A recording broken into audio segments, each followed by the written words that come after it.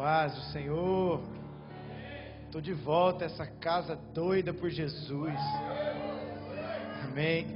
Eu tive aqui há algum tempo atrás, tenho acompanhado o que Deus está fazendo na vida de vocês. E é um prazer, né? Estar na casa do Pai e o Pai está em casa, não tem nada melhor.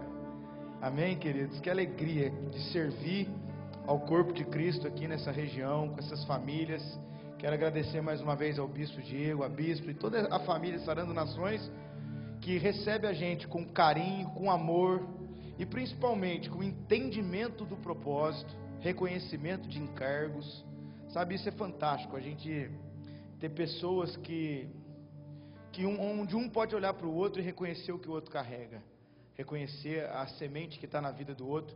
E eu reconheço isso na vida do Bispo Diego, da Bispa, assim como eles têm reconhecido isso na nossa família. Amém? Está aqui comigo um casal abençoado ali, o Candião e a Ju. A gente anda em bando, filho. A gente vai de galera. Pastor Júlio, quem conhece o Pastor Júlio aqui? Meu Deus, esse homem é um homem abençoado. Você fica 2 minutos perto dele, você fica alegre, você fica renovado. É um homem abençoado, né? Que tem uma conexão muito forte com o bispo, né? O bispo teve um papel muito importante na vida do pastor Júlio, ambos, né, amigos. E eu fiz a surpresa de trazer ele aqui, escondidinho. Amém, querido? Senta aí um pouquinho. A primeira vez que eu vim aqui, eu não sabia se eu pregava, se eu cantava, se eu chorava, né? Eu não sei, não me lembro. Foi tão rápido que eu estava ministrando numa outra comunidade à tarde, vim direto para cá. Mas eu não sei quem estava aqui no dia, mas foi meio doido aquele negócio, né? Se bem que vocês recebem muitas pessoas de Deus aqui, vocês têm pastores abençoados aqui. Eu sei que Deus está nesse ambiente, querido. Amém? A minha fé, ela não precisa sentir algo para entender que Deus está movendo. Mas às vezes é bom sentir também, né? Há momentos em que a gente precisa entender, mas há momentos que a gente também precisa desfrutar da presença de Deus. Eu me lembro que quando Jesus curou um leproso, primeiro ele falou com o leproso, e depois ele tocou no leproso. Ele disse: queres ser curado? E ele disse: eu quero. Então ele foi e tocou. Fala comigo, ele falou e tocou. É isso que Deus vai fazer hoje aqui. Ele vai falar com você, mas ele também vai tocar em você. E sabe o que acontece? Quando ele falou com o leproso, ele curou a lepra. Mas quando ele toca, quando ele fala com você, ele pode curar a tua lepra. Mas quando ele toca, ele cura você. Então eu creio numa manifestação de Deus, onde Deus possa falar e o entendimento nos transforma, mas também possa nos curar. E hoje tem gente corajosa. Eu estava conversando com o bispo, e hoje não é um dia comum de culto aqui da Sarando, né? Terça-feira não é um dia comum. E mesmo assim, essa galera doida e corajosa saiu de casa no feriadão e falou assim: eu quero mais de Deus, eu quero receber mais, eu quero ouvir a voz de Deus. Eu não estou vivendo na mesmice, mas eu entrei no propósito de mudança. Eu vou falar uma coisa, querido: Deus está levantando uma geração que vai sair da linha do suficiente. É uma geração que vai sair do normal. Sabe, a Bíblia diz em Lucas 17:10, Jesus falando com os discípulos, que ele disse assim: vocês, após ter feito tudo o que foi mandado, você pode dizer: somos servos inúteis, porque só fizemos o que era para fazer. Quem é o inútil? Aquele que não faz? Aquele que faz tudo errado? Não, aquele que só faz o que era para fazer. Deus quer que a gente saia da inutilidade e dê um passo acima da linha do suficiente. Amém? O bispo já orou aqui. Eu queria dar início, né, na mensagem nesses dias de família. Vai estar com vocês aqui também o pastor Fred, é um homem de Deus. E eu até ouvi um trechinho do videozinho que ele fez aqui para o propósito. E o que ele falou é uma chave muito importante: a igreja e a família são duas coisas, duas instituições criadas por Deus, totalmente unificadas em um único propósito, no que diz respeito ao propósito eterno de Deus. Então não tem como a gente falar de família sem falar de igreja, nem tem como falar de igreja e não falar de família. Por isso eu vou dizer, um dos termômetros de quem vai ter problemas familiares daqui para frente são pessoas que não conseguem se estabilizar na igreja, porque as coisas estão inteiramente ligadas. A maneira que você é na sua casa vai refletir o que você é na igreja e vice-versa. Amém? 4 pilares que eu aprendi de manifestação da presença de Deus. Eu só posso manifestar aqui no púlpito o que eu recebo do altar, estabeleço na mesa e santifico no leito. Então, assim, a maneira que está o nosso leito define a maneira que está a nossa plataforma ministerial. Eu não sei, é até um pouco forte o que eu vou dizer, mas hoje tem pastores na 5ª, 6ª aliança, 3º casamento, como se isso fosse normal. E aí posta uma foto lá com a nova mulher no Facebook ou no Instagram, e os crentes comentando embaixo: é isso aí, pastor, o que vale é ser feliz. Onde nós vamos parar? Sabe, esses tipos de pastores não vão sobreviver nos próximos 10 anos. Escuta o que eu estou falando para você. Pessoas que não alinham suas casas, porque está escrito, 1 Timóteo 5,8: aquele que não cuidar primeiro dos seus, especialmente da sua casa, já negou a fé e é pior do que o descrente. Então a nossa vida familiar está totalmente ligada à nossa vida em igreja, em comunidade. Há uma geração nesse tempo que está se perdendo, saíram de sistemas religiosos, estão vivendo à margem, não acreditam mais na comunhão, não acreditam mais na vida da igreja, e uma das características que começa a acontecer nessas pessoas é uma disfuncionalidade na família. Eu vou falar para vocês, a Bíblia fala, já já a gente entra nos versículos, mas eu vou citar algumas coisas. A Bíblia fala que o dia do Senhor será como nos dias de Ló, e como nos dias de Noé. Nos dias de Ló e nos dias de Noé, nos 2 dias havia disfuncionalidade familiar. Nos dias de Noé, eles casavam e davam-se em casamento. Nos dias de Ló, em Sodoma, foi o primeiro relato de homossexualismo estabelecido na Bíblia, e a primeira proposta de mudar o estado natural da família foi em Sodoma. Veja bem, isso se assemelha muito com os dias de hoje. Uma maneira sutil das trevas de entrar na educação e na família funcional e mudar a estrutura familiar. Amém? Eu confesso a vocês, querido, que hoje eu quero trazer fundamento. A gente está cansado de ver seminário de família no Brasil, seminários, congressos, escolas e coisas muito lindas, e inclusive são muito boas, muitos dão risada, se divertem, né, choram, mas a grande verdade é que o número de divórcios está aumentando. Os filhos nas drogas estão aumentando. Por quê? Estamos tratando a vida familiar nos púlpitos das nossas igrejas no âmbito sentimental e não espiritual. Estamos cuidando do sentimento, estamos trabalhando a família nos 5 sentidos, mas não estamos trazendo fundamento familiar. E por não entender a ótica da família pelo Espírito, nós tratamos sentimentos, mas os problemas são arrastados de anos em anos, e a gente não percebe que nós precisávamos começar da origem, e inserir o fundamento correto, Cristo como a base da família. Amém? Então, nos dias de Ló, havia uma coisa muito interessante, perigosa, destrutiva, que se assemelha aos dias de hoje. Eu preciso da sua atenção agora, porque isso é uma realidade no nosso país, e talvez está acontecendo dentro da sua mente e você não percebe. Talvez não está acontecendo em você, mas está acontecendo em alguém perto de você, e essa essência pode querer te contaminar.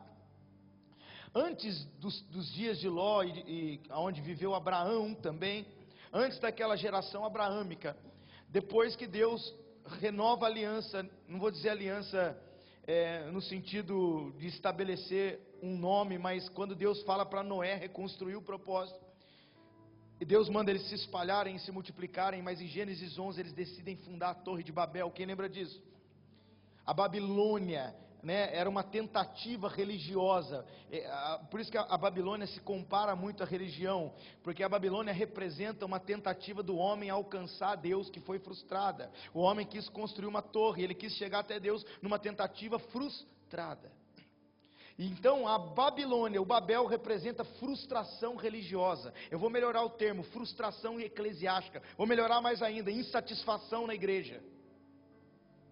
E aí, essa geração que veio de Babel, e Deus destruiu essa Babel, e tem muitas pessoas que viveram a transição de sair de uma Babel. Mas aonde que entra o problema? Essa geração foi caminhando aonde era para caminhar, para Canaã. Mas Ló se separa de Abraão, e a geração de Ló, que é a mesma de Abraão, que veio de Babel, enquanto a de Abraão está indo para Canaã, a de Ló está indo para Sodoma. Preste atenção nisso. O que é Sodoma? Um lugar de perversão, destruição sexual, disfuncionalidade familiar. Olha o caminho que essa geração de Ló fez, de Babel para Sodoma. Eu já estudei sobre isso, eu já ouvi sobre isso, e isso é muito temporal nesse tempo. As pessoas na igreja estão fazendo um caminho de Babel para Sodoma. Que caminho é esse? De uma insatisfação religiosa, direto para um caminho de perversão e destruição familiar. Porque elas souberam sair de Babel, mas não souberam entrar em Canaã. Elas souberam, tem muita gente que transicionou, saiu junto, mas não entrou junto, não permaneceu junto. E essas pessoas não percebem que elas estão indo de Babel para Sodoma. E a família vai começar a apresentar os sintomas de destruição. Por isso, você quer proteger sua casa em tempo de transição, ame a igreja. Ame estar na família da fé. A igreja é a representação da família da fé. Abra sua Bíblia comigo em Efésios capítulo 2, nós vamos começar com esse versículo para a gente entender melhor isso. Vocês conseguiram entender esse caminho de Babel para Sodoma? Insatisfação religiosa, levando para uma disfunção familiar, destruição de propósito. Efésios capítulo 2, versículo 19.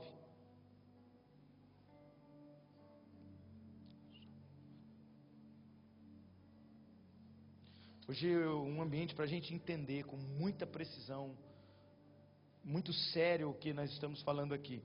Efésios, e é o desafio da família nos tempos de hoje.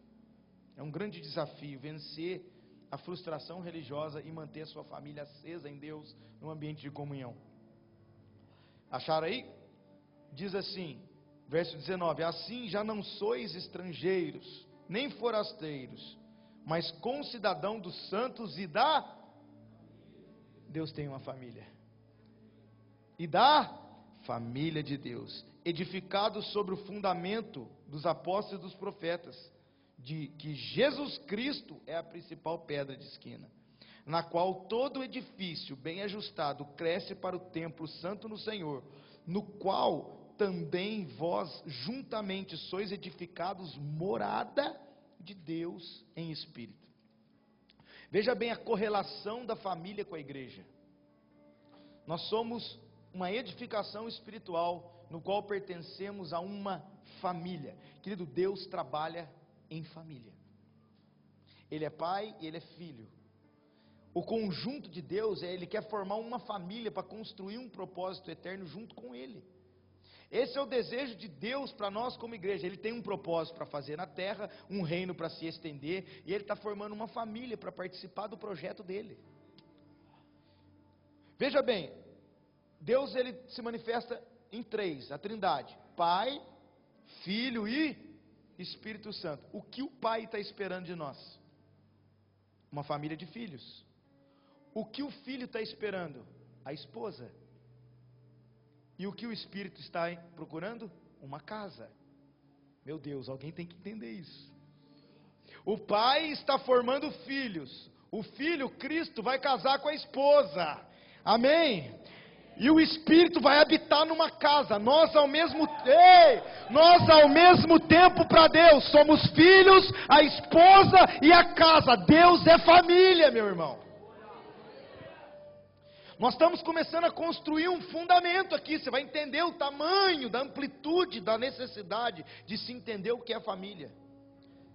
E ao mesmo tempo que essa essência de Deus representa a família, Essa essência de Deus também representa a igreja, que está edificada, formando um templo de habitação de Deus. Então, você quer vivenciar igreja e família? Não queira crescer no templo, queira crescer como templo.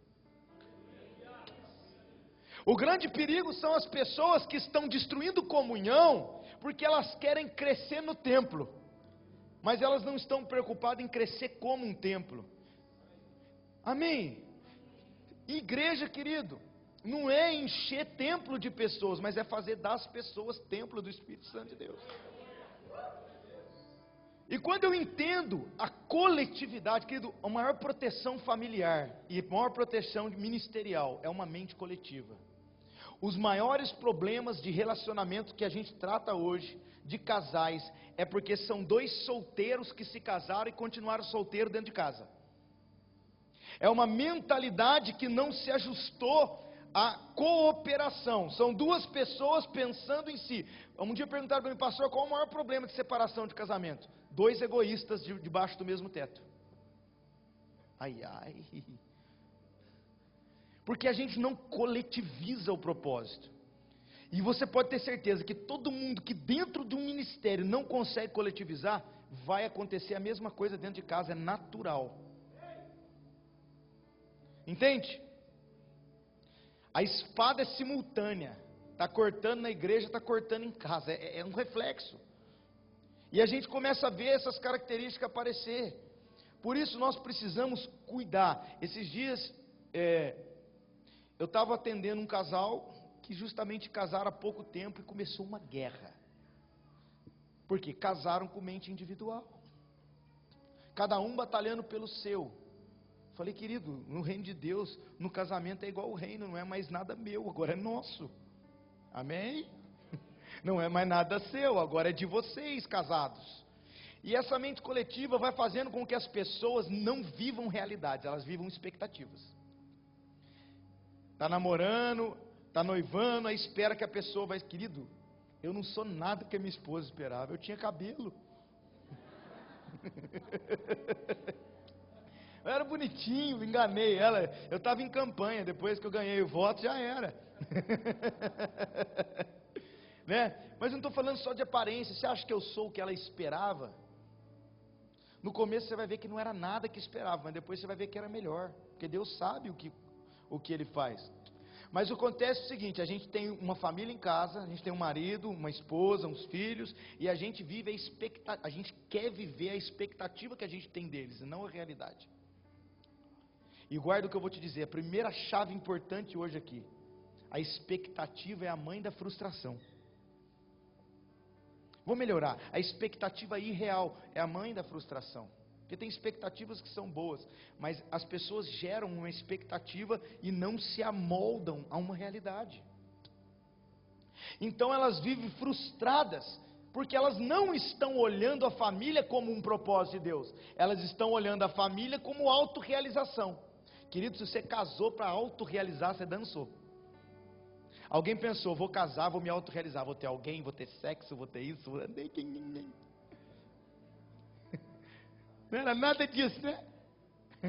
Por quê? O casamento não é para você, o casamento não é para ele. Ei, eu não casei com a Débora para mim, eu casei com ela para ele. Quando eu entendo a ótica do propósito da família, eu não deixo que circunstâncias me arrastem, porque eu não estou vivendo a expectativa de um cotidiano de circunstâncias, eu estou vivendo um propósito que é estabelecido para Deus. Por isso que se você quer proteger sua relação, é só você cuidar para o seu marido amar mais a Deus do que a você. Isso vai te proteger. Ou você cuidar para sua esposa amar mais a Deus do que a você, e você vai garantir ela com você. Agora não, o marido quer vir para a igreja, ou a esposa quer vir para a igreja, você põe empecilho. Não sai da igreja, deixa ele amar a Deus, deixa ele crescer com Deus. Aí aonde que entra? Cara, isso é muito simultâneo, dentro da igreja, dentro de casa. Nós estávamos conversando isso agora, mas isso já estava aqui no meu espírito, no meu coração. A competitividade dentro dos lares, e a competitividade dentro dos ministérios, tem destruído o propósito de comunhão. Eu estava ouvindo a Ju falar, a Ju estava falando que às vezes as pessoas, elas comem a isca da insatisfação. Isso é uma isca de Satanás. E aí eu estava meditando sobre isso, Deus me deu uma palavra no carro vindo para cá. Que quem come a isca da insatisfação acaba preso no anzol do orgulho e é retirado do lago da comunhão. Eu vou repetir. Quem come isca de insatisfação fica preso no anzol do orgulho e sai retirado do lago da comunhão. Então nós temos que vencer as insatisfações. E essa competitividade, eu atendi um casal que veio de uma outra cidade longe, foi até Cruzeiro. Cruzeiro é quase, ele chama nós de mineiro. Cruzeiro não é Minas, mas é do lado. É que a gente é meio mineiro lá, já fala meio mineiro, né? É divisa ali com Minas. Mas foram lá em Cruzeiro, um casal viajou para poder abrir o coração. Eles viram uma mensagem nossa sobre casamento e mexeu com eles e aí foram nos procurar. E aí eu fui conversar com esse casal e eu comecei a fazer a leitura daquele ambiente que eles estavam vivendo. Eles estavam em pé de guerra, não brigando, mas o casamento estava frio, eles estavam praticamente se separando, e ele tinha traído ela. Mas eu comecei a ouvir os dois de uma família de bens, os dois bem conceituados, uma mulher bonita, um rapaz bem aparentado, e ela muito trabalhadora, numa condição legal. E eles foi contando a história, e eu descobri, a primeira coisa que eu percebi é que essa mulher, ela tinha conquistado um espaço profissional melhor do que o seu marido. Aí a primeira coisa que eu pensei, ela deve dominar esse cara porque ganha mais, ela deve ser isso porque ganha mais, e Jezabel, eu já fui matutando um monte de coisa, só que não era nada disso. A mulher era submissa, uma mulher prendada, submissa ao seu marido, só que ela tinha uma graça para trabalhar. Parece que a mulher tinha uma graça, ela conseguia fluir, ele também fluía, mas ela fluía. Esse cara se diminuiu por causa do crescimento da sua mulher, mas ela tudo, deixava o dinheiro com eles, eles foram contando a história, e eu entendi bem claro que ela não usava de uma posição para poder oprimir o seu marido ou cobrar coisas dele, mas dentro daquele homem tinha um espírito de competição. E como ele não conseguia ter tanto sucesso que ela, sabe qual foi a ferramenta que ele usou para que aumentasse a masculinidade dele? A traição. Ele não traiu ela por causa de desejo sexual, cara. Ele traiu ela por competitividade. E Deus me deu a chave daquele momento ali. E eu peguei e falei para ele o seguinte: vou te dar uma história da Bíblia, Davi e Saul. E ele ficou pensando, o que isso tem a ver com casamento, né?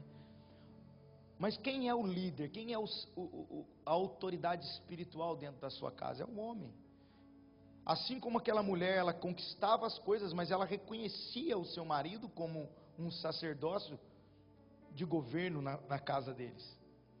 Assim como Saul governava Davi, eu falei para ele, assim é você com a sua esposa, você tem a responsabilidade da autoridade dentro de casa. E assim como Saul amava Davi, eu sei que você também ama a sua esposa. Mas o problema é que um dia começaram a dizer, Saul mata 1000, mas Davi está matando 10.000. Eu disse para ele, se Saul entendesse o espírito de equipe, quando alguém falou Saul matou 1000, Davi matou 10.000, ele diria, não, eu matei 11. Nós somos um time, nós somos uma equipe. E assim acontece às vezes na igreja, alguém quer fazer algo que o outro está fazendo, e esse espírito de competição vem sempre da mão de um imaturo, dizendo, fulano está fazendo, mas você também pode, fulano está fazendo e você não faz. Querido, nós somos uma equipe. E eu falei para aquele homem, toda vez que ela crescer, toda vez que ela fluir, toda vez que ela desenvolver, queridão, é ponto no seu placar, porque você é o homem dessa casa. Então eu vou dizer uma coisa, homem, deixa a sua mulher fluir. Mas a mulher precisa entender o seu papel de auxílio.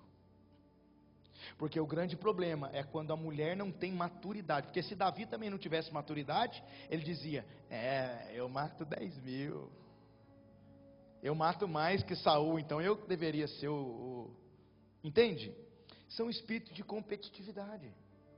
Eu não sei porque eu estou me detendo nesse ponto, mas eu preciso que isso seja quebrado, porque a primeira característica de uma disfuncionalidade familiar é em Gênesis, quando Adão e a sua esposa, eles perdem aquele acesso à conexão de Deus, a primeira coisa que acontece é um irmão competir com o outro e matar o outro. Como que começa uma destruição familiar? Quando você perde o jardim. As maiores quedas de um ser humano não começa quando ele faz errado, começa quando ele deixa de se conectar com o Senhor. Todo mundo que está competindo na igreja, todo mundo que não entende o crescimento do outro dentro de casa, já está se esfriando e não está percebendo. Começou a perder o jardim. A queda da família começou com a perda do ambiente. Perdeu Deus, perdeu o acesso. E aí Caim mata Abel num espírito de competição. A Bíblia diz que Deus rejeitou, ele se agradou da oferta de Abel, mas ele rejeitou Caim e a sua oferta. Ele não rejeitou só a oferta de Caim, ele rejeitou a Caim. Quem rejeitou Caim? Foi Abel? Não, foi Deus que rejeitou Caim. Então por que Caim matou Abel? Se foi Deus que rejeitou ele, o problema dele era com Deus, mas por que ele matou o irmão? Porque ele não podia matar Deus, né? Aí foi matar o irmão. Toda vez que você vê o outro desenvolvendo, e você não se alegra com o crescimento do outro, e você quer matá-lo, o seu problema não é com o outro, é com Deus. O seu problema de competitividade é a sua ausência de Deus. O seu problema de competitividade é uma imaturidade por estar distante. Querido, você quer destruir o espírito de competição? Entra no teu quarto, fecha a porta e chapa na presença de Deus. Se você começa a se conectar com Deus, você não tem tempo de competir com pessoas, porque quem está batalhando na região celestial não tem tempo para perder brigando com pessoa aqui embaixo. Amém? Então, no ambiente de maturidade não tem espaço para competição. Eu vou tocar em ponto que talvez pegue alguém aqui hoje. Mas talvez você está sentado aqui e você acha que o teu pai ama mais o teu irmão do que você. Você sabia que esses são um dos problemas maiores de cura interior que muitos não falam? Mas a competição entre irmãos, você acha que o seu pai ama mais a tua irmã. Você acha que a sua mãe deu mais atenção para o seu irmão. E você não percebe essa vazão de competitividade abrindo um leque de orfandade, porque você se desliga da conexão com o seu pai só por achar que ele depositou mais no seu irmão do que em você ou na sua mãe. Eu vivi isso dentro de casa. A minha irmã tinha esse problema. Hoje eu posso falar porque ela é uma mulher de Deus, uma mulher curada. Mas por quê? Eu, antes de conhecer Jesus, eu fui difícil, irmãos. Só para você ter uma ideia, com 1 ano de idade eu fraturei o crânio. Com 2 anos e meio eu fui atropelado por um carro. Pensa isso, uma criança de 2 anos e meio atropelada por um carro. Com 3 anos eu tive intoxicação, um envenenamento. Todos os tipos de doenças piores infantil. Os anjos tiveram trabalho para me guardar. E depois que eu cresci, a minha mãe deve ter falado, agora vai. Eu entrei nas drogas. Eu quase morri nas drogas sem conhecer Jesus.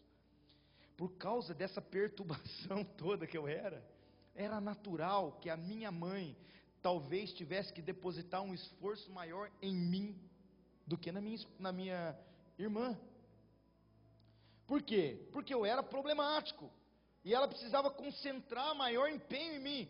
E por muitos anos eu já estava até curado e a minha irmã arrastou essa ferida de competição. Porque no meio de algum problema, quando a minha mãe não entendia, ela dizia: é isso mesmo, você ama mais o Fabrício do que a mim. Sempre, quando ela queria alguma coisa, ela chegava nesse ponto.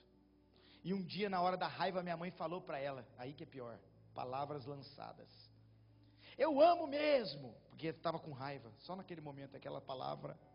Hoje Deus vai recolher palavras que entraram dentro de você, e você está arrastando feridas, por palavras de pai, de mãe, de amigos, de irmãos. Deus vai tocar dentro de você, vai arrancar essas palavras, porque você precisa ser liberto, solto, liberado nessa noite. E a minha irmã foi curada em Cristo, hoje ela não tem esse problema, ela é uma bênção. Eu atendia um menino não, um homem já, cuidando dele para sair do alcoolismo. Ele ficava 6 meses limpo, caía, ficava mais 6 meses, caía, ficava mais um tempinho, caía. Ele era uma bênção, mas de repente ele caía, e eu não entendia, porque eu ajudava ele tudo quanto é jeito. Eu falei: cara, o que está acontecendo com você? Senta aqui, abre esse jogo para mim, descreve a sua vida. E ele foi contando, e aí eu comecei a perceber, de cada 10 palavras que ele falava, 7 tinha a ver com a irmã e o cunhado. De cada 10 palavras, a irmã e o cunhado. Ele era bem sucedido, mas a irmã e o cunhado se desenvolveram mais, ficaram ricos. E eu falei assim: agora entendi. Você virou um alcoólatra, colocando dentro de você, a vida inteira, uma necessidade de provar para o teu pai, que também você era tão bom como seu cunhado. E aí você não conseguia, e a bebida era o seu escape. Aquela noite ele foi curado, porque houve um reconhecimento da ferida, a ferida da competição. Querido, não existe, o pai e a mãe ama os filhos da mesma maneira, mas cada um tem uma maneira de ser tratado, de ser colocado. Você precisa tirar esse peso de dentro de você hoje. Feridas abertas cheiram mal, e você não consegue desenvolver em Deus, porque a ferida te segura. Agora, uma mulher quando está gerando, a primeira característica de uma mulher que está gerando é parar de sangrar. Alguém está entendendo essa palavra? Quem começa a gerar em Deus, para de sangrar feridas antigas. Uou! Tem algo nascendo aí dentro de você, e você não pode mais parar com o passado. Querido, quem não tem perspectiva de futuro, não tem poder no presente. Agora eu vou te dizer uma coisa: uma ferida cicatrizada e curada, ela prega, ela tem dom de cura. Ela transformou. Deixa eu liberar algo na sua vida, querido. As feridas que te machucaram dentro da sua casa serão remédio para outras pessoas daqui para frente. Você vai curar você, e essas suas feridas agora vão curar os outros. Eita glória, meu Deus, nós não vamos mais arrastar o passado. Tem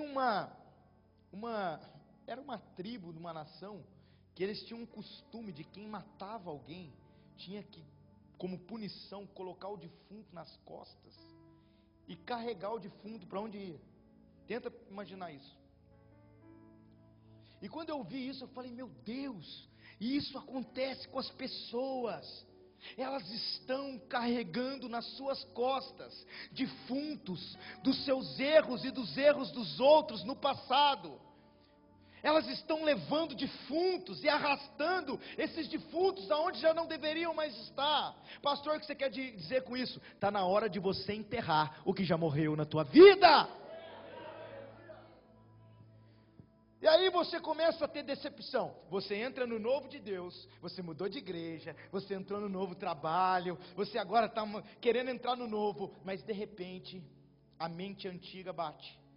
Você entra no novo, mas não superou o passado. Você não se adapta na terra nova, porque você ainda está com a mentalidade de deserto, de Egito. Você ainda está preso em amarras emocionais. Porque está faltando uma coisa, 2 palavras: reconciliação e perdão. Guarda o que eu vou te dizer, querido. Isso tem a ver com família, com relacionamentos, e também com irmãos. O fruto de um relacionamento correto com Deus é o desejo de curar relacionamento quebrado com as pessoas. Eu vou repetir, a cruz. O fruto de um relacionamento correto com Deus é o desejo de restabelecer relacionamento quebrado com as pessoas. Pastor, melhora isso. Está mal com as pessoas, está mal com Deus. Eu te provo na Bíblia, Hebreus 12:14 diz: estejais ou buscai a paz com todos, e a santificação, sem a qual ninguém verá a Deus. E no verso 15 diz: e não se prive da graça de Deus, e não deixe que uma raiz de amargura brotando te perturbe e contamine aqueles que estão em sua volta. Você precisa liberar esse defunto que está carregando as suas costas. Eu vou te dizer mais, querido. O perdão é a possibilidade da convivência. Se tem uma coisa que a gente tem que pedir para Deus todo dia é perdão. E se tem uma coisa que a gente tem que liberar todo dia dentro de casa é perdão. Família é regada em perdão. Vai guardando essa chave que eu vou soltar aqui, amém? Vai pegando. O perdão é a possibilidade da convivência. O perdão é perdoar, é semear misericórdia, graça e amor. Perdoar é fazer com o outro o que Deus fez com você. Perdoar é libertar um prisioneiro, descobrir que o prisioneiro era você. Perdoar é rasgar a dívida. Perdoar é convidar Deus de volta para dentro de casa. Eu vou repetir: perdoar é convidar Deus para entrar de volta dentro da sua casa. Vai pegando isso. Quem não perdoa fica preso no passado, exclui todo o potencial de mudança e crescimento, entrega o controle das emoções ao inimigo e sofre a consequência dos seus erros. Vamos repetir: quem não perdoa se torna prisioneiro do passado, castra a possibilidade de mudança e crescimento, entrega o controle das emoções ao inimigo e sofre as consequências dos seus próprios erros. Mateus 6, 14 e 15: se você perdoa, o Pai que está no céu te perdoa. Se você não perdoa, o Pai que está no céu não te perdoa. Ou seja, a não correspondência de perdão faz você perder o acesso ao perdão de Deus, e você precisa do perdão de Deus, senão tu já era. Falei igual o carioca agora. Tu já era, mano. Você precisa liberar. Pastor, o que eu faço? Perdoar é um sentimento? Não, perdoar é um mandamento, é uma decisão. Porque perdoar é a atitude da natureza do amor. E o amor não é sentimento, não é ver, estou amando ele, porque estou vendo borboletinhas. Não, isso não é amor. Amar é mandamento. Jesus disse: amai a Deus e ao... Então, o mandamento você escolhe se você pratica ou não. Por isso que o perdão é decisão. Você pode decidir hoje perdoar e a sua vida andar, e o defunto sair das suas costas. Perdoa. Eu me lembro, quem lembra do Hitler? Matou milhões de judeus. Um dia, depois que Hitler havia morrido, uma família de judeus que perdeu muitos dos seus familiares, assassinados por Hitler, ia mudar para os Estados Unidos para tentar começar uma vida de novo. Um homem levantou na mesa do café e disse: hoje eu decido perdoar Adolf Hitler. Quando ele disse isso, todos se levantaram contra ele e falaram: como que você pode perdoar? O cara que matou a nossa família, os nossos entes queridos, você não pode perdoar. Ele: eu decido perdoar Hitler hoje. Mas me explica por que você vai perdoar esse homem? E ele levantou e disse: amanhã eu estou indo para os Estados Unidos para mudar de vida, e eu não quero levar Hitler comigo para lá. E a única maneira de eu não levar ele comigo para o meu novo de Deus é perdoando ele. Agora dá um toquinho no seu irmão, fala para ele: até quando você vai carregar essa pessoa dentro de você? Até quando? Aí você vai entrar no novo de Deus, novos ares, novos amigos, novos trabalhos. Aí o Hitler está lá com você. Aí você vai: agora eu vou para um novo emprego, bispo, eu vou entrar nesse emprego novo. Aí quando você olha, a pessoa está lá dentro assim ainda. Aí você: agora um novo relacionamento da minha vida de amizade. Está lá o Hitler. Arranca esse defunto daí. Arranca esse defunto daí. Arranca esse defunto daí. Espírito Santo, concede a essas vidas hoje a capacidade de perdoar, de liberar. Meu Deus! Deixa eu te dizer uma coisa, a palavra perdão no grego é afieme, que significa despachar, mandar embora, libertar. Essa é a essência da palavra perdão. Perdoar é libertação, meu irmão. Amém? Então você precisa liberar, você precisa despachar, você precisa libertar. Guarda, estou falando de perdão, vou descer tudo de perdão hoje. Perdoar é ter uma atitude positiva consigo próprio. Meu Deus, isso é uma chave. Não, porque quando eu perdoo, ele vai ser beneficiado por tudo que ele fez. Não, você perdoa, você está amando você. Porque quem não perdoa, está tomando veneno, querendo que o outro morra. Meu Deus, hoje é cura interior, cara. Hoje é cura. Hoje é cura. Você precisa liberar. Eu estava vendo um relato de umas embarcações antigas, que eles barcam a vela, lembra? O vento bate, a vela enche e o barco anda. Mas às vezes, se a vela estiver muito esticada, muito dura, e o vento bater, pode rasgar a vela. E aí o barco não anda mais. Pega isso no seu espírito. Você sabia que os marinheiros têm um ato de afrouxar, soltar a corda, afrouxar a vela, para o vento passar? Sabe como é que chama esse ato de afrouxar a vela, de soltar a corda? Sabe como é que chama? Perdoar. É a característica de uns marinheiros antigos que usam esse termo como termo de perdoar. Agora tenta imaginar, no meio do mar, as ondas e o barquinho indo, e daqui a pouco bate aquele vento forte, a vela está dura, aí o marinheiro grita, perdoa! Solta a corda, o vento bate, o barco anda. Meu pai, está parado lá e ele diz, perdoa! Solta a corda, o vento bate, e João capítulo 3, você vai ver dizendo assim, ó, o vento sopra para onde quer, e não sabeis de onde vem, nem para onde vai, assim são os nascidos do Espírito. Querido, o vento é o Espírito Santo batendo em você, para você caminhar. Então Deus está dizendo, perdoa! Perdoa que o vento vai te levar para onde Ele quer. Perdoa, porque o Espírito vai te levar para uma nova etapa. Escuta o que eu estou sentindo no meu espírito. Deus vai abrir uma nova dimensão para algumas pessoas viver, porque elas vão liberar e o vento vai levar você. Meu Deus.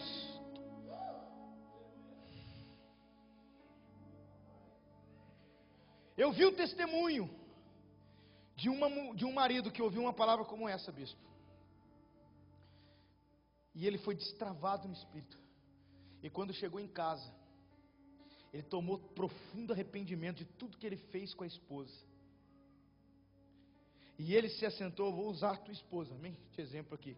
Ele se assentou aos pés da esposa, tirou uma bacia de água e começou a lavar os pés da esposa. Quando eu vi esse testemunho, mexeu comigo.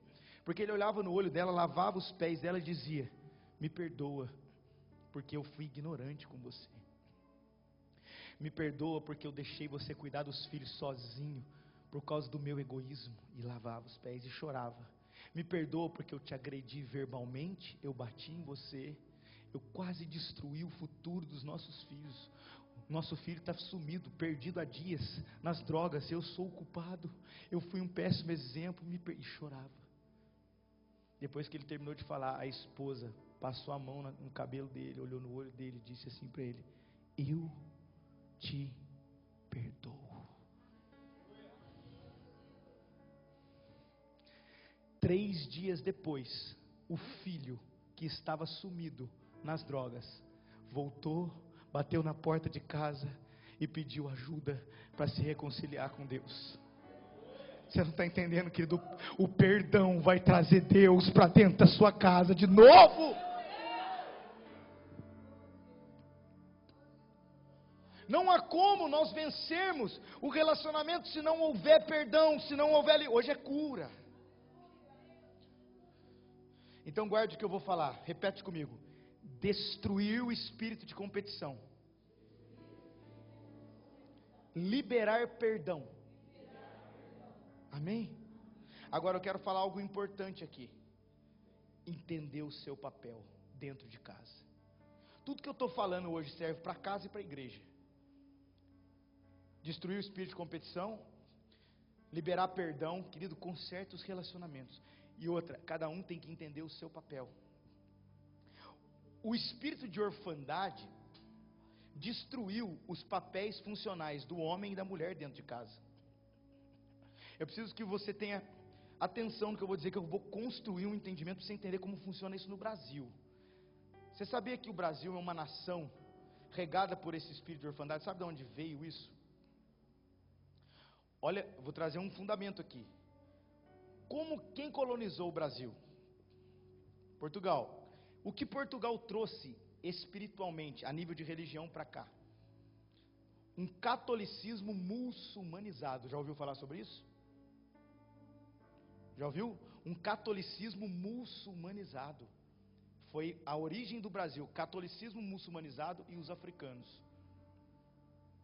Essa miscelânea formou a vida religiosa da nossa nação na sua origem. Agora pensa, muçulmanizado. Da onde vieram os muçulmanos, biblicamente? Ismael. Ismael é o filho desejado de Abraão ou o filho rejeitado?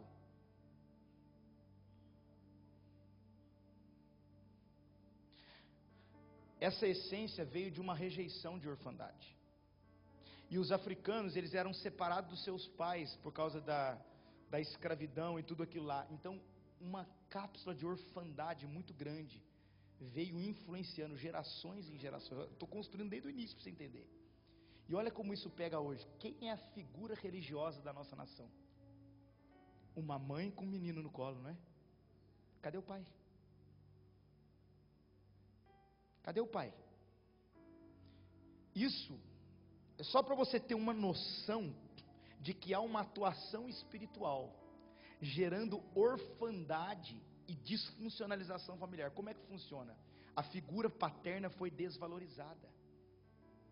A primeira coisa que tentaram fazer era tirar dia dos pais. Qual o dia mais valorizado, do pai ou da mãe? Por quê? Vai percebendo que existe uma atuação. Falar de família, cara, talvez seja esperável que não ia falar estou falando negócio doido aqui. Pra você entender de onde vem a origem. Talvez amanhã o pastor Fred vai completar isso tudo. Eu creio que o Espírito está sob o controle desses dias aqui. Então a figura paterna, a figura do homem foi desvalorizada. E aí entra um feminismo, então igualando o homem com a mulher. E por que hoje um homem, crimes passionais, de homicídio de marido, de homem matar a mulher, é absurdo no Brasil? Porque a maneira de se devolver a masculinidade para o homem é com ignorância, com violência, com droga, com bebida. Espiritualmente a figura do homem foi oprimida, e a figura da mulher, como escape do passado, onde a mulher não era aceitada, hoje as mulheres foram levantadas e os homens rebaixados.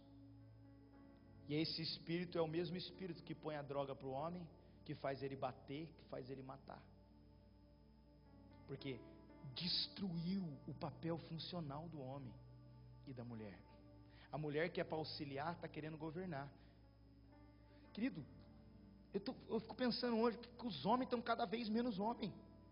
Cadê aqueles homens que usam Axe? Com avanço, elas avançam, já viu? Deixa para lá. Mas hoje, eu entro em casa para aconselhar, e está lá a mulher dando ordem: pega isso, faz aquilo. E você senta com o cara,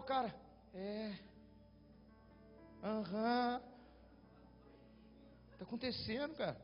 Cadê os homens? A gente não percebe, mas coletiviza, globaliza, aumenta a amplitude do que eu estou falando. Olha um cenário do nosso Brasil, e você vai ver essa atuação de diminuição masculina e aumento feminino, destruindo o propósito original da família. E isso arrastou para dentro das igrejas. Querido, eu não estou falando que o homem que manda e a mulher é escrava, não é isso não. A mulher é importante. A mulher tem o seu papel crucial. A mulher pode pregar, a mulher pode pastorear, ela pode abençoadora, ela pode fazer muitas coisas, ela só não pode governar.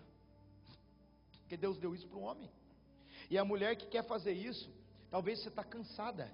Talvez você está sentado aqui, o governo espiritual da tua casa está na tua mão, porque o teu marido não assumiu uma posição, e você está orando o tempo todo, é você que rege, é você que cuida, e você está cansada, está sobrecarregada, você está debaixo de um jugo, de um peso, porque você não nasceu para isso. Então, por favor, o dia que o teu marido vier aqui na frente, dobrar o joelho dele, e entregar a vida dele para Jesus, e ele mudar a história, por favor, tira o governo da tua mão e dá para ele. Porque isso é um perigo muito grande. Eu não sei se eu falei aqui da outra vez, mas o exemplo do louva a Deus, eu falei aqui? Quem ouviu? Levanta a mão. Não vou falar de novo, quase ninguém ouviu. Eu estava vendo um documentário do louva a Deus. Olha que nome bonito de inseto, louva a Deus. Eu falei, meu Deus, inseto crente. Louva a Deus, não é um nome bonito? Nome de crente. Aí eu estava analisando, louva a Deus macho acasala com louva a Deus fêmea, e depois do acasalamento, a fêmea come a cabeça do macho. Eu falei, meu Deus, que inseto jezabélico. O que é cabeça? Governo, amém? Olha o nome do inseto louva a Deus. Sabe o que Deus falou comigo? Tem muita mulher assim na igreja, é louva a Deus na igreja, mas em casa come o governo do marido.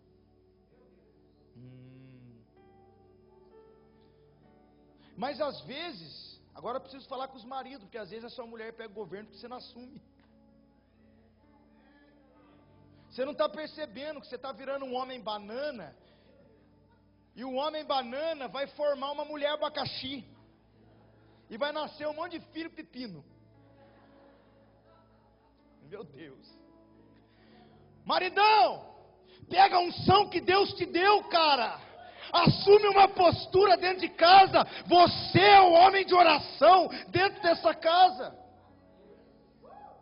Esses dias eu tive uma experiência, porque Deus sempre mostra quando o homem está alinhado em oração. Deus mostra a realidade da casa. Olha o que aconteceu comigo, com a minha esposa. Eu estava em oração, Deus me deu uma palavra para entregar à minha esposa, uma palavra sacerdotal. Falei, Débora, é isso. Eu recebi isso no Espírito.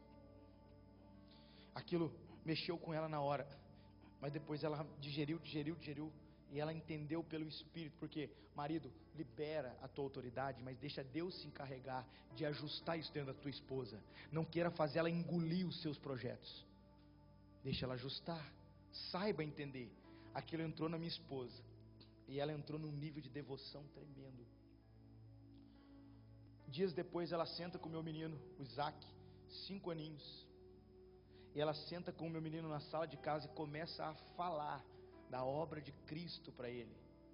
Uma unção veio sobre a minha esposa, e ela começa então a dizer, filho, eu posso orar por você? E o meu filhinho diz, pode, mamãe. Quando a minha esposa começa a orar, lágrimas começam a se escorrer do meu menino de 5 anos, e ele então faz a sua primeira oração de entrega à vida a Jesus, porque ele foi tocado pela palavra e pela oração que saiu da minha esposa, que deu uma resposta daquilo que eu recebi de Deus. Um homem posicionado sacerdotalmente dentro de casa, e uma mulher devota e osciladora, é a chave de um futuro de filhos prósperos e abençoados, que vão servir essa geração em Deus. É isso que vai acontecer. Então nós precisamos assumir, o homem precisa entender o seu papel. Querido, olha a coisa que fica na minha cabeça. Se o homem tem um papel sacerdotal, e ele deve orar, ele deve ter ser guerreiro mais do que a sua mulher nesse aspecto. Por que que no Brasil os maiores líderes de intercessão e círculo de oração são mulheres? Está entendendo? Disfuncionalidade. Não estou dizendo que é errado uma mulher liderar. Uma mulher pode liderar. Eu só estou falando de um contexto histórico, que a gente vê a mulher. Esses dias eu vi um pastor falando que ele foi ministrar num congresso, numa igreja de 5.000 membros, E ele ia ministrar primeiro com as mulheres e depois com os homens. De 5.000 membros, ele foi falar primeiro com as mulheres. O auditório tinha 2.000 mulheres. E ele falou, as mulheres foram abençoadas. E daqui a pouco ele falou, agora eu vou lá ministrar com os homens. Vai ter uns varão de guerra lá. Quando ele entrou, tinha 40 homens. Por quê? Porque elas estão mais envolvidas, bispo? Porque os homens estão mais omissos nas suas tarefas espirituais. E a gente não percebe que é isso que está dando uma abertura para esse espírito de Jezabel dentro de casa. Essa disfuncionalidade, a mulher não está no seu papel, querido. Deus, quando tirou a mulher, tirou de onde? De dentro do homem. Ei, mulher, você pode querer não acreditar no que eu vou falar, mas se você casou com esse homem e Deus selou essa aliança, tudo que você precisa ter para viver bem está dentro do teu marido. Você só não encontrou ainda. Você só não conseguiu entender, porque você não consegue olhar as qualidades do teu marido, porque você só consegue olhar os problemas. Olha para dentro dele. Agora, tirou da costela por quê? Não tirou do pé, que é para o homem pisar. Também não tirou da cabeça do homem, que é para governar o homem. Tirou daqui, ó, que é para ser protegida pelo homem, amada, na frente do coração. Marido, você tem a incumbência de trazer para sua esposa provisão, proteção e promoção. Guarde isso: provisão, proteção e promoção para sua mulher. Agora, nós não entendemos o motivo. A gente fica vivendo circunstâncias porque a gente não entendeu o fundamento do casamento. Lembra que eu li o começo? A família de Deus. Você sabia que a Bíblia dá um fundamento de casal? Tem como colocar versículo aí? Ali? Não? Ou vai na Bíblia mesmo? Põe Efésios 5, verso 30.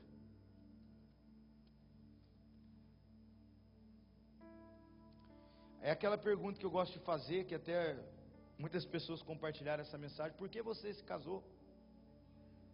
Talvez algum de vocês viu lá, a gente mandou os vídeos no zap. Por que você se casou? Tem muitas pessoas que casam para quê? Por dinheiro.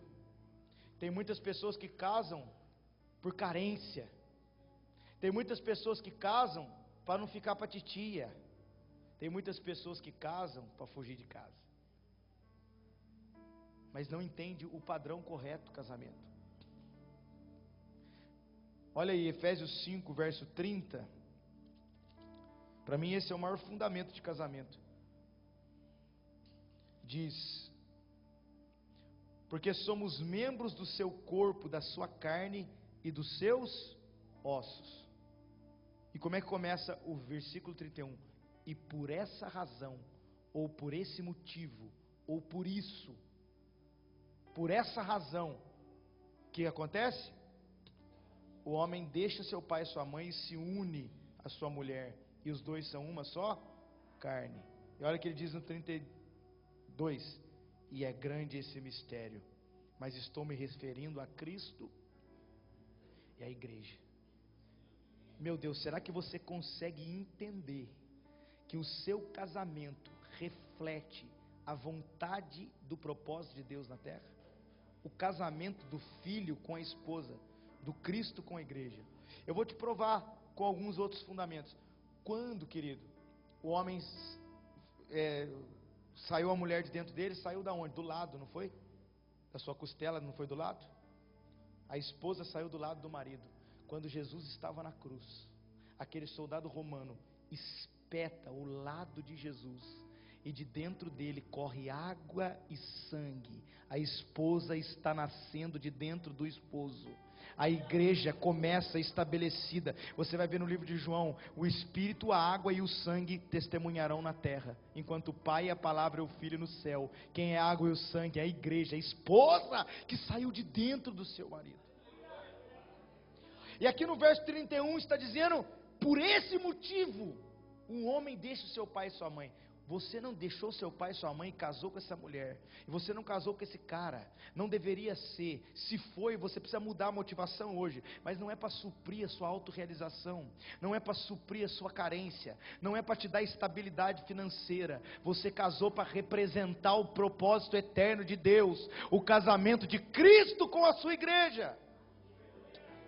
Então casamento não é suprimento de carência, é cumprimento de propósito. Casamento não é estabilidade de vida, casamento é estabelecimento de um propósito eterno em Deus. Quando você começa a ver o seu casamento dessa maneira, uma aflição temporária não destrói a sua relação. Sabe por quê? Porque você pode pensar, mas eu estou passando uma tribulação. Mas espera aí, o meu casamento é um propósito. E dentro desse propósito, Romanos 5, 3 e 4 diz: vos alegreis das tribulação, porque a tribulação produz paciência, a paciência experiência, a experiência esperança.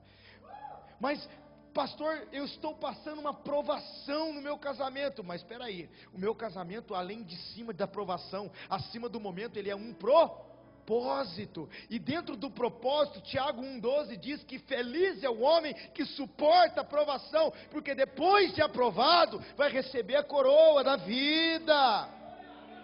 Mas pastor, eu estou vivendo meu casamento um momento de fraqueza. Mas espera aí, o meu casamento é um propósito, e dentro do propósito, o poder de Cristo se aperfeiçoa na sua fraqueza. Se você olhar para o teu casamento na ótica do propósito e não do momento, você vai vencer. Eu vou dizer, o propósito é maior do que a sua dor. O propósito é maior do que o seu sentimento. O propósito é maior que o seu momento. O momento passa, mas o propósito é eterno. Escuta, 2 Coríntios 4,16 diz: não desanimamos, embora o homem exterior se corrompa, o interior, o propósito se renova a cada dia. Por isso a sua leve e momentânea tribulação vai produzir um peso de glória. Querido, depois que você passar o que você está vivendo com o teu marido, com os teus filhos, que pode não ser os melhores tempos, mas depois que você viver isso, você vai experimentar a boa, agradável e a perfeita vontade de Deus no seu casamento. Sempre na obra de Deus, depois de um deserto, tem uma terra prometida. Com Deus, nas noites mais escuras que você vê as melhores estrelas. Às vezes você está a um passo de viver o melhor momento da sua família, e você está pensando em soltar tudo agora, porque a sua mente é temporal, porque a sua mente é momentânea, porque você anda por vista, porque se você andasse por fé e pelo propósito, você saberia que Deus logo vai entrar no barco, e a pior pesca que veio seguida da melhor, porque às vezes a sua maior experiência com Deus pode vir depois da sua maior frustração. Alguém pegou essa palavra no Espírito? Vai chegar um momento diferente, ventos novos dentro de casa, um culto começa a surgir dentro de casa.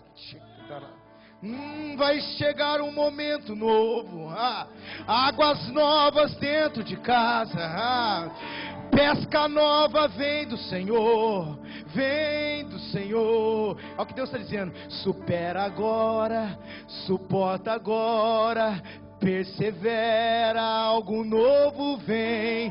Supera agora, suporta agora, persevera, algo novo vem. Supera agora, oh meu Deus do céu, Deus está saltando uma palavra no meu espírito: perseverança. Pastor, o que é isso? Perseverar é continuar mesmo cansado, é continuar mesmo doendo, é continuar mesmo chorando, mas cumprir o propósito que começou. Meu Deus, olha o que diz o salmista: aqueles que vão plantando, caminhando, olha isso, caminhando e chorando. Guardou o que eu disse? Caminhando e chorando. Você pode até chorar, você não pode parar. Chora, mas não para, meu irmão. Mulher, chora hoje, abre esse coração, deságua a lágrima, mas chega na sua casa e lança a rede de novo. Os discípulos vêm com a rede sem peixe, frustrados. E a Bíblia diz que quando Jesus aparece, eles estavam lavando redes. Meu Deus, mudou o ambiente agora. A cura está sendo selada agora. Querido, Deus não despreza a lágrima de quebrantamento genuíno. Libera isso que está no seu coração. Lavando redes significa o quê? Frustração. Não deu nada, não consegui, não está legal, o cenário não está bom. Mas lavar rede também significa outra coisa. Quem lava a rede vai jogar ela de novo. Vai jogar ela de novo. Aconteceu um caso aqui em Taubaté, e isso aconteceu na minha casa também, de uma mãe com o filho no crack. Nós estamos falando de família, e ela com o filho no crack, e o filho chegava em casa e roubava algum apetrecho de casa e trocava por crack, e ela dobrava o joelho e orava, e o filho voltava na outra semana, levava um outro apetrecho e batia e brigava, e ela continuava orando. 5 anos depois, a mesma situação não mudava. As pessoas olharam para ela e diziam: larga esse menino, olha o que ele está fazendo, ele vai destruir toda a sua casa. Ele já vendeu fio, vendeu lâmpada, vendeu tudo. Larga esse menino. Ela dizia: eu não largo, ele é a minha herança, eu vou jogar a rede de novo. Deus, ele é a minha herança, Deus toca nele, Deus muda a vida dele. Deus, eu creio que o Senhor vai transformar a vida do meu filho. E foi lançando rede de culto em culto, e chegava, a geladeira não estava mais lá, e foi lançando rede. Querido, esse menino hoje é um pastor, e ele tira vidas e vidas das drogas como uma rede tremenda de Deus, porque aquilo que Deus falou é herança. Deus está dizendo: a sua família é mais importante que as coisas que estão ruins nesse momento. Meu Deus, às vezes você não consegue perdoar essa pessoa, mas você não percebe que o amor que você tem por ela é muito maior do que o que ela te fez. Então por que eu não consigo? Por causa do orgulho. Perdoar é arrebentar a corrente do orgulho com a força do amor. Meu Deus. Perdoar é oferecer amor, mesmo que não haja motivo para amar. Meu Deus. Você não tem motivo, mas você ama. Foi isso que Jesus fez, querido. Romanos 5,8 diz que Ele nos amou, sendo nós ainda pecadores. Ei, uma onda de perseverança, uma onda de perdão, uma onda de equilíbrio vai entrar dentro da sua casa, se você deixar essa palavra entrar no teu espírito. Construção de relacionamento. Repete comigo: perdão, destruiu o espírito de competição, cada um assumiu o seu papel, e perseverança. Meu Pai, isso vai curar a sua casa. Entendimento de papéis, perseverança, perdão e destruição de competição são chaves que vão entrar na casa, na igreja, e vão consertar ambientes. Querido, Noé vivia num tempo de desvalorização familiar, como eu falei. Então guarda o que eu vou te dizer. Olha o que ele fez: ele prepara uma arca, e quem entra na arca com ele? Deus fala: ei Noé, entra na arca tu e a tua casa. Você não está entendendo, querido? Num tempo de desvalorização familiar, um homem justo ouviu a Deus, construiu um ambiente e colocou a sua família dentro desse ambiente. Recebe isso, Noé. Você tem que fazer isso. Num tempo de desvalorização da família, você vai construir um ambiente para Deus e vai colocar a sua família lá dentro. Mas eu não aguento conviver com esse problema. Eu não aguento. Deixa eu te dizer, querido, Naamã era leproso. Amém?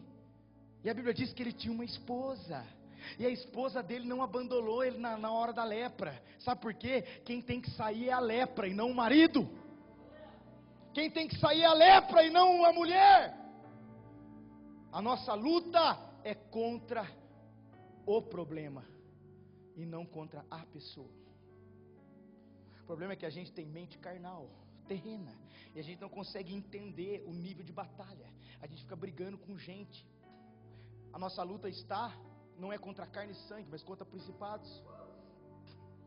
Mas você fica brigando com o teu marido, com a tua mulher, você fica brigando com o seu irmão. Não, querido, muda esse nível de luta. Quem já viu uma tourada? Levanta a mão. Na TV, aquele negócio do touro, toureiro. Como é que funciona? O touro vem e o toureiro tem o quê? Um paninho vermelho, não é? Ele tem um paninho vermelho. E de repente o touro vem com tudo no pano vermelho, o toureiro faz o quê? Ajuda eu, vai. Olé! E aí o toureiro põe o pano do outro lado, o touro vem igual um louco, dá a volta e o toureiro? E aí de repente ele põe o paninho de novo, o touro vem e o toureiro? Se o touro soubesse que a luta dele não é com o pano, mas é o que está por trás do pano. Ei, ei, ei. Vai parar de tomar olé de Satanás. Vai parar de brigar com o pano, com as pessoas e circunstâncias. Vai entrar no quarto e vai batalhar na região celestial. E você vai mudar o cenário da sua casa com inteligência espiritual, meu irmão. Meu Deus, chega de tomar olé do capeta, cara. A sua batalha é outra. Não projeta nas pessoas a sua omissão de oração. Meu Pai. Ei! Querido, você não está entendendo, eu vou melhorar isso para você. O segredo da atmosfera da transformação da sua casa está dentro de você, do seu joelho, na sua mentalidade, na palavra de Deus que você carrega. As chaves já estão na sua mão. Pega ela e abre a porta, meu irmão. Pega ela e abre a porta. Homens espirituais que batalham espiritualmente, que discernem cenários espirituais. O problema é que a gente tem em casa homens e mulheres de muito entendimento, mas de pouco discernimento. Um dia eu fui até dentro de um casal, estava se separando, de perto da minha casa. E eu fui lá e eles, não adianta, pastor, você pode falar o que você quiser, vamos separar e pronto. E eu orei, eu tentei e não adiantava nada. Ele queria separar. Orei por eles e saí. Isso que eu vou contar para vocês é experiência pessoal, amém? Eu não estou doutrinando isso, é a minha experiência. Eu entrei em casa, a porta estava aberta. Quando eu entrei em casa, um clima baixou dentro de casa que eu não entendi. Os meus filhos ficaram tensos, a minha esposa irritada. Eu já comecei a sentir uma faísca de conflito. Tinha acabado de entrar e eu já percebi que a briga ia começar ali. Na mesma hora, abriu um entendimento espiritual. E o Senhor me mostrou que o demônio que estava assolando aquela família veio me seguindo depois que eu orei. Na hora que eu tive esse discernimento, eu falei, em nome de Jesus, saia da minha casa agora. Fechei a porta. Minha esposa olhou para mim. A gente começou a dar uma tremidinha assim. Rachamos o bico, um espírito de alegria. Os meus filhos vieram, me abraçaram. E um cenário, uma atmosfera diferente, que talvez eu nunca tive experimentado, estava no momento na minha casa naquela hora. Às vezes você chega e deixa esse demônio entrar e causar um rebuliço, até você entender que a sua batalha não é com a tua mulher. Homens de discernimento, homens de entendimento. Eu vi um casal que estava 7 dias, talvez alguém vai pegar hoje nisso aí, 7 dias dormindo, um virado para o outro, na mesma cama, um virado para lá, outro para cá, não conversa, estavam brigados. Querido, não arrasta a madrugada não, resolva. Eles estavam brigados, 1 dia, 2 dias, 5 dias sem falar, saía para o trabalho, voltava, cada um deitava do lado e não se falava. No 7º dia, eles estavam deitados. De repente o marido deu aquela pernadinha assim. E a mulher. E o marido. E a mulher. De repente um olhou para o outro, se abraçou aí. O marido conta o testemunho que na hora que ele beijou a esposa dele, um vulto preto saiu do meio dos dois na cama e desapareceu. Você não está entendendo, cara, a sua batalha está lá no alto. Não desiste não. Não desiste não, querido. Dá uma voz de comando. Homens e mulheres de autoridade dentro das suas casas. E aí, você vai gerar filhos. Agora eu só quero encerrar falando sobre isso. sobre a maneira de manter os nossos filhos nessa atmosfera de transformação familiar. Porque hoje nós estamos brigando contra muitos ataques contra a nossa família. Eu até fiz um vídeo essa semana sobre isso. Tem ideologias de gênero. Nós estamos vendo coisas em projetos de lei para deturpar o conceito de família. Quem está vendo isso? Eu sei, porque eu estou entrando dentro das escolas.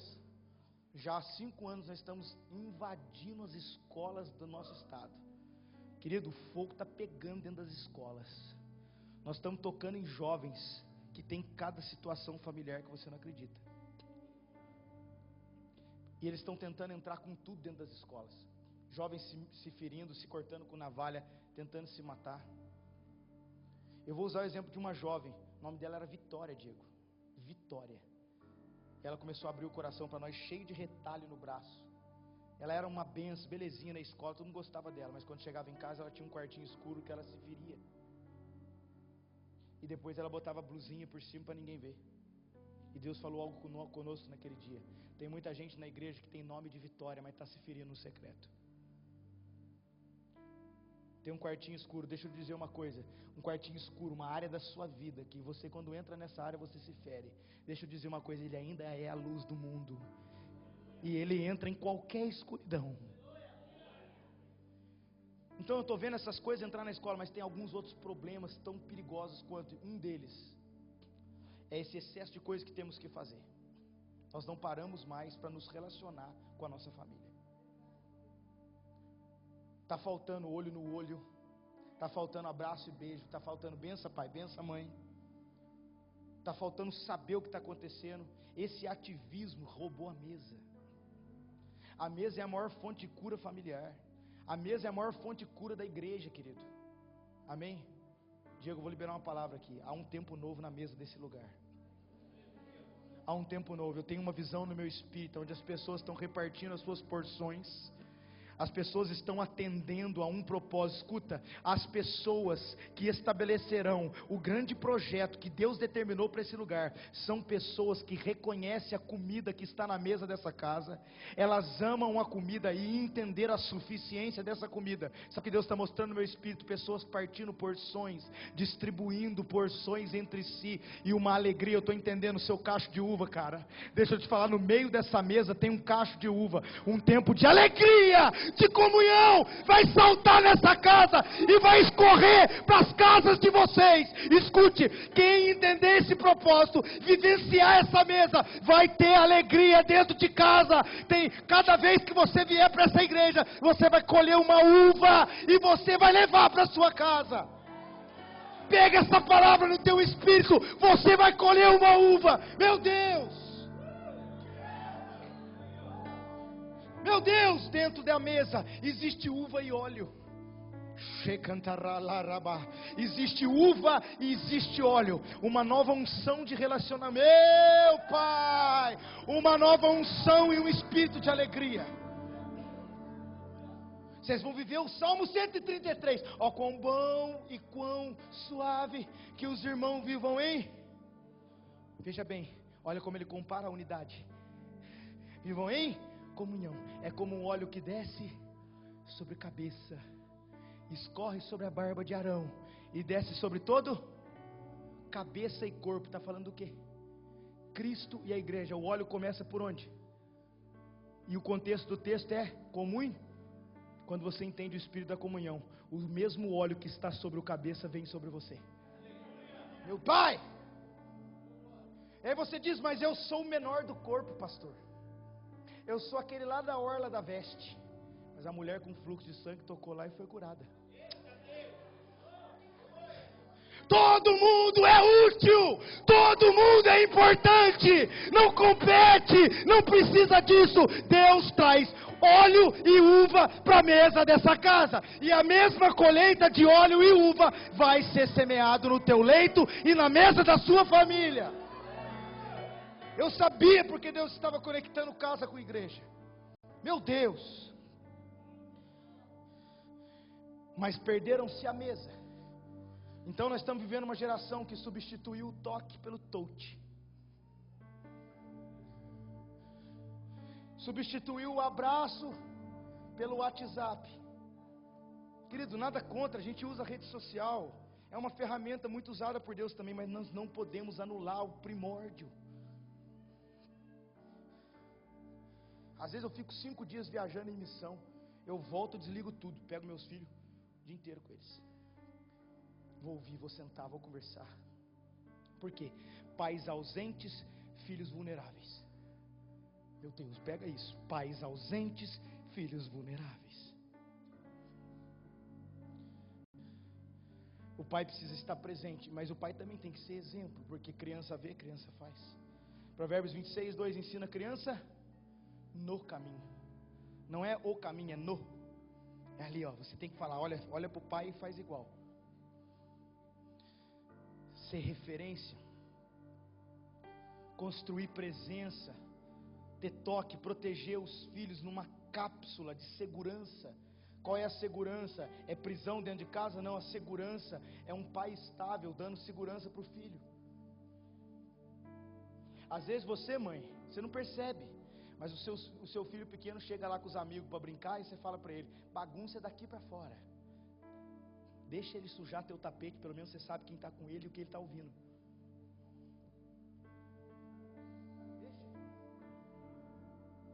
Deixa.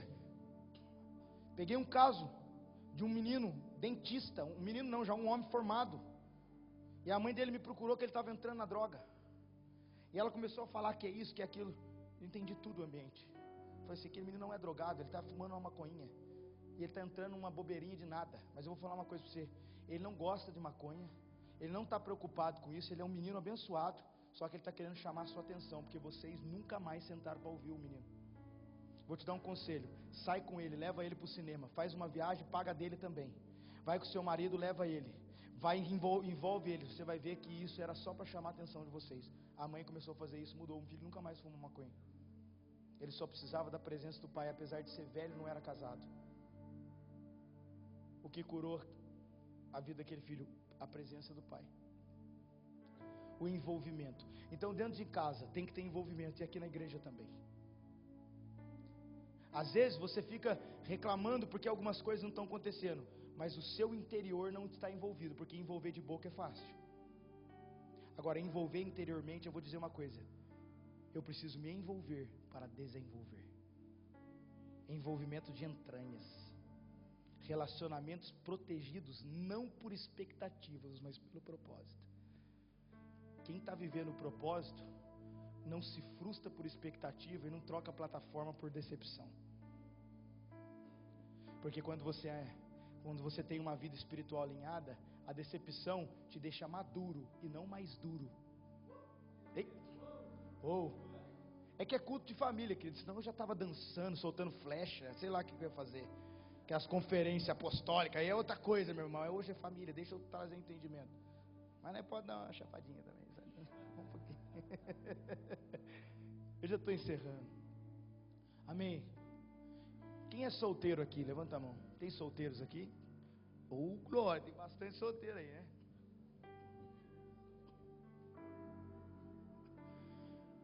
Quem é mulher solteira? Tem também? Amém? Tem homens e mulheres. Deixa eu ensinar uma coisa para os solteiros aqui, que isso faz parte de família, vai formar família. Quando que Deus deu uma mulher para Adão? O que ele deu primeiro para Adão? A mulher ou a missão? Ei, mulher, não namore cara sem missão para casar. Quer casar com ele? Veja primeiro se ele tem uma missão. Porque primeiro Deus dá a missão, para depois dar a mulher. Olha o que Deus deu para Adão primeiro: uma missão. Segundo, um relacionamento. Terceiro, um trabalho. Vai dar nome para os bichos. Vai cuidar da terra. Depois ele deu para o homem o quê? Você está querendo casar? Esse camarada tem missão. Esse camarada tem relação com Deus? E ele tem trabalho? Se não tiver, não está preparado para você. Fechou?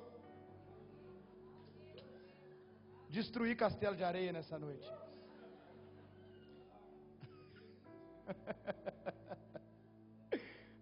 Ai, ai, ai, ai, ai. Agora, se você é uma mulher idônea e ajudadora, você vai atrair um homem de missão.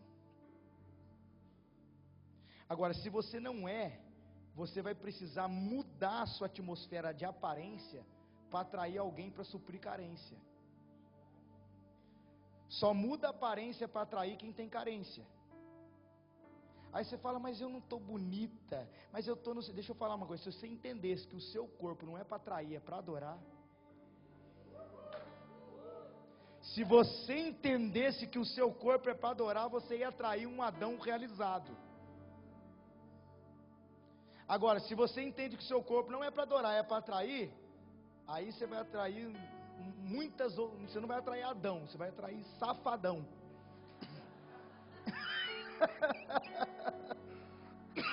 Combinou, hein? Tem o Adão e o safadão. Safadão. Aí você muda tudo. Querido, não é culto de doutrina, não. Eu vou falar uma coisa para você. Roupa não define, vestimenta não define caráter, mas caráter define vestimenta.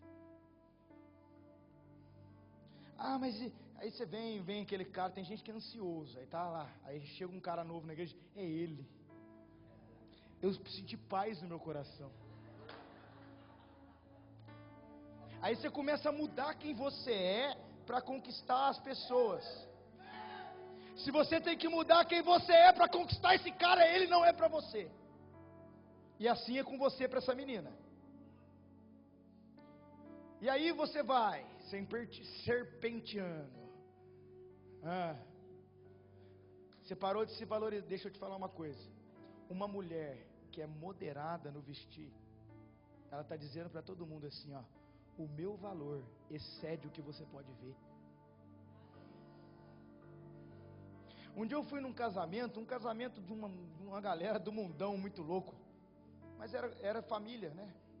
E eu fui com a minha esposa é mulher de Deus. Se olhar para Débora, ela é simplicidade pura, cara. Ela anda no meio ela é advogada. Eu não sou fraco não, cara, casei com uma pastora e doutora. Tá pensando que é? Tô brincando. Mas ela, no meio das advogadas lá, tudo, aquelas mulheres, vai tudo... Nossa, e ela simplesinho, sandalinha dela lá, simplesona, tranquilo, bonita, se arruma, não é? Mulher tem que se arrumar, não é isso que eu estou dizendo.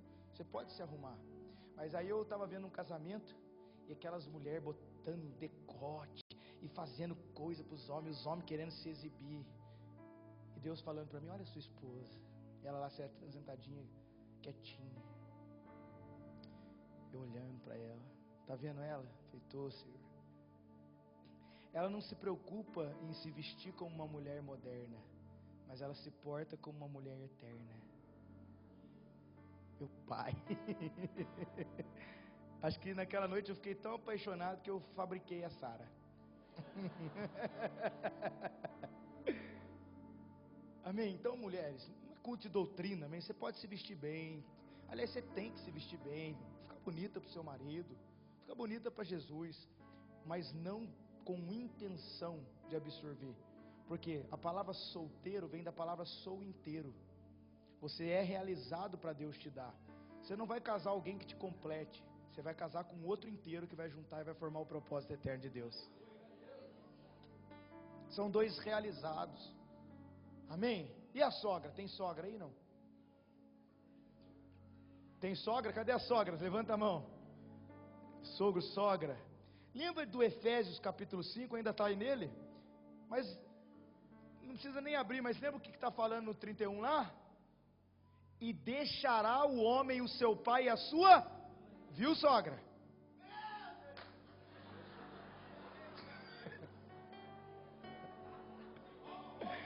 O rolo pegou todo mundo hoje, bispo. Ninguém escapou nessa noite. E deixará o homem seu pai e sua mãe. Viu, sogra? Só mania de chegar na casa da tua filha e falar: você tem que pôr aquela cortina, você tem que fazer isso, você tem que fazer aquilo. Não, porque eu te dei. Não, querido, você deu o apartamento, você deu casa, você deu carro, não importa. Quem cuida da sua filha é o marido dela. Eita, glória a Deus. E dos netos são os pais. O vô é um perigo. Olha o que eu aprendi sobre avô. Cadê os avô e vó? Avô é um animal bravo que o filho amansou para o neto subir em cima.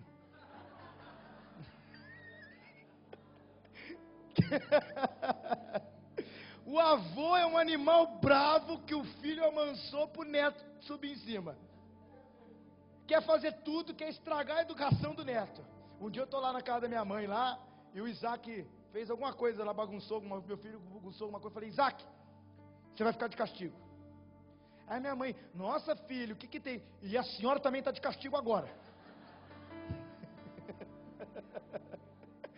Botei a voz de castigo, porque senão eu ia anular minha autoridade sobre o meu filho. Amém? Acho que pegou todo mundo hoje, chega, né? Fala pro seu irmão: e não sobrou ninguém. Pegou marido, mulher, filho, sogra, querido, família. Nós temos que aprender que Deus é um Deus de família, e nesse tempo Ele convida você a entrar no Espírito agora, para batalhar espiritualmente pela sua casa. Fica de pé, querido. Uou! Céus e terra,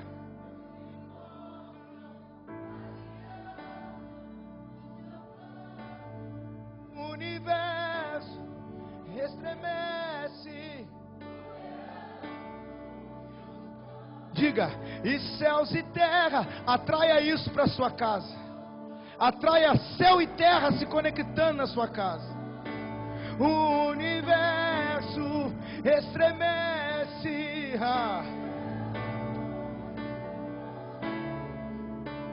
Saia do seu lugar, você que quer interceder pela sua família, vem aqui à frente. Você que tem uma causa para a família hoje, saia do seu lugar e vem aqui, querido. Eu quero orar pela tua vida aqui.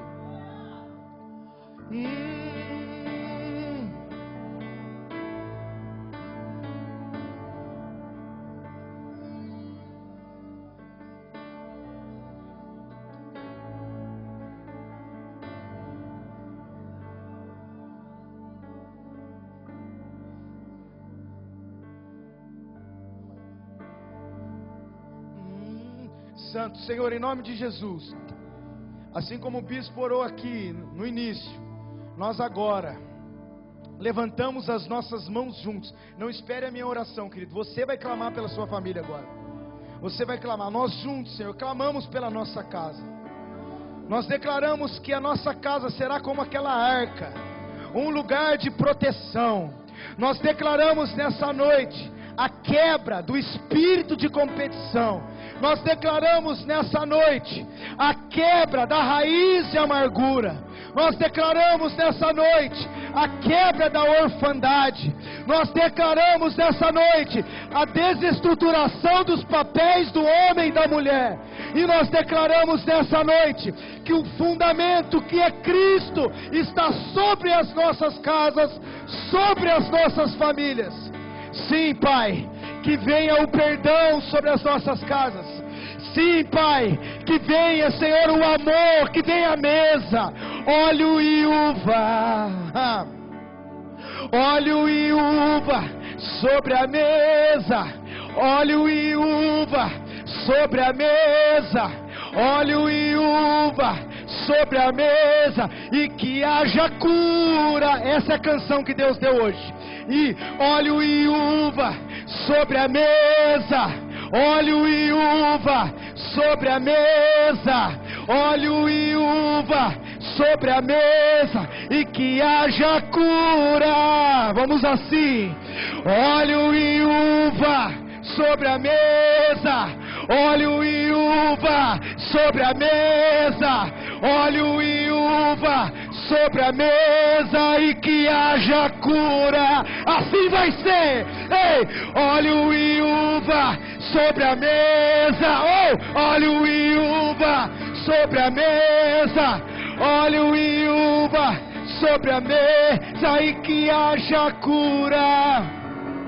Diga mais: óleo e uva sobre a mesa, óleo e uva sobre a mesa, óleo e uva sobre a mesa, e haja. Nós declaramos, Senhor, nós declaramos alegria dentro dessa casa. Nós declaramos a unção de cura sobre o casamento. Vai tocando, Senhor.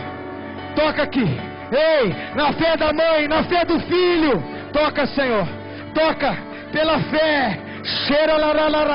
Vai vir óleo, vai vir uva, vai vir óleo e uva sobre a mesa. Vem, Senhor. Vem, Senhor, vem, Senhor. Óleo e uva sobre a mesa. Óleo e uva. Vem, Senhor. Oh, vai tocar. Óleo e uva sobre a mesa. Que haja cura. Oh,